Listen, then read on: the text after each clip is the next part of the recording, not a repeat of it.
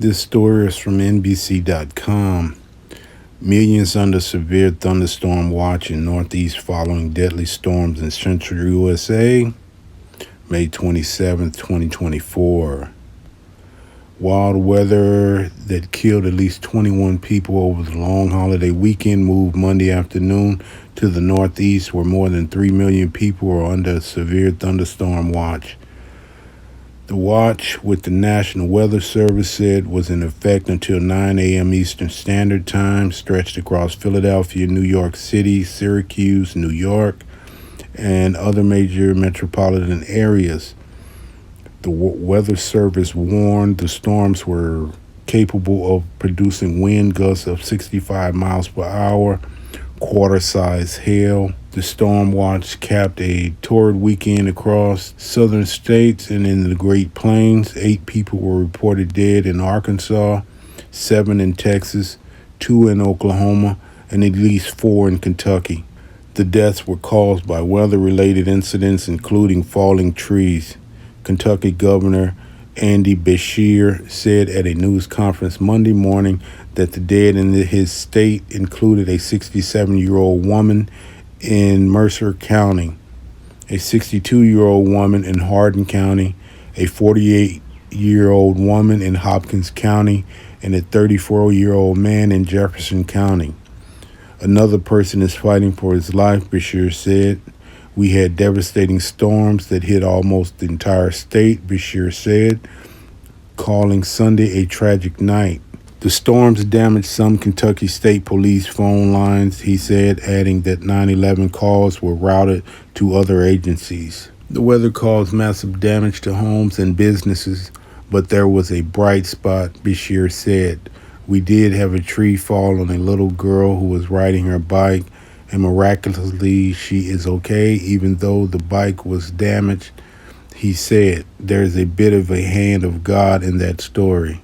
Why was this little girl, I'm sorry, I just can't help but to ask a question. You know, sometimes you got to ask questions. The weather had to have been pretty bad for a tree to fall on this little girl. Why is she allowed to ride a bike and it's storming outside? I'm just asking that question. I think that's a fair question to be asked, right? The National Weather Service will send at least 2 teams to survey the damage across Kentucky, which is said several days. States of emergency were declared in numerous counties in Kentucky and across parts of Arkansas. Images from the tiny farming community in Valley View, Texas, about 55 miles north of Fort Worth, showed the homes and vehicles had been obliterated.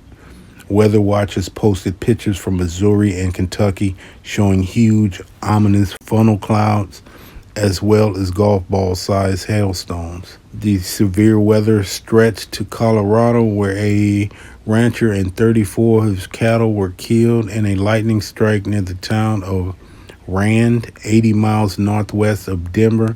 The Jackson County coroner said Mike Morgan, 51, was feeding cattle from a trailer when a bolt of lightning struck upon past the rest of the 100 head of cattle were unharmed, police said.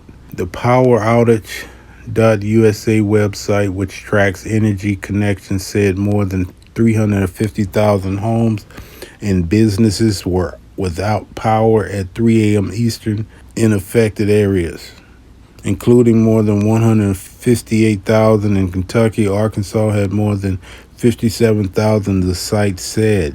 While a cold front makes its way north, extreme heat warnings are in effect for southern and central Texas, where temperatures could rise to more than 100 degrees Monday, possibly breaking daily records. The National Weather said in a forecast that the heat index, a measure of how hot it feels, could reach potentially dangerous 120 degrees in Texas. Similarly hot weather is forecast for Key West, Florida, and surrounding areas. That's pretty bad. You know, you just some things you can't really prepare for. I mean, the best thing to do is find somewhere safe and stay in shelter till it passes. A tornado is a scary thing and something you'll never forget.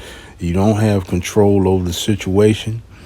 I mean, before it strikes, I mean, it's how can I explain this?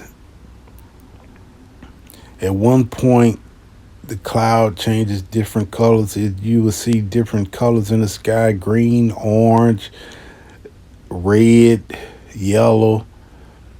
It'll get quiet for some time, and then it would get real loud. Tornado sound is like 100 freight trains. I mean, the sound of it is just frightening. And then the force that comes with it. When you see doors flapping in the wind, or doors breaking, glass breaking in doors, it'll scare the hell out of you. You know, when I saw that tornado coming, I went and got into some shelter real fast. You know, I waited out as long as I could. But when I knew it was coming on us, I got to me some shelter. I was ran into a cooler in a McDonald's. That was the safest place that I could find. You know, I was in a gas station when this happened. It was a gas station with a McDonald's and connected to it with all of that glass in there.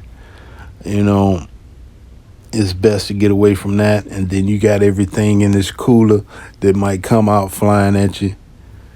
Bottles, cans. So I figured the safest place for me to go. I didn't want to go into the restrooms because I know the roof on the building was just like a metal roof that probably would have been able to be lifted off easily. So I went into this cooler. It was actually a freezer, McDonald's freezer. And the installation in those freezers is probably about a foot of installation, along with the outside walls and ceilings. So I figured I'd run in there, and the car was a little bit damaged. I had a busted window on the side, and other than that, everybody was okay. Had some damage at home, but took me probably about 2 hours to get to my house because a lot of the roads was closed. I had to go around till I could find a way in.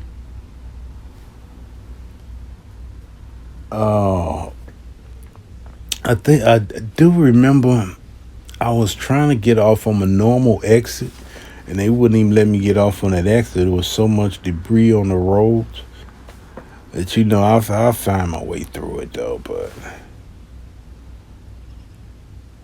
yeah, prayers go to those people. Hope everybody can bounce back and eventually rebuild.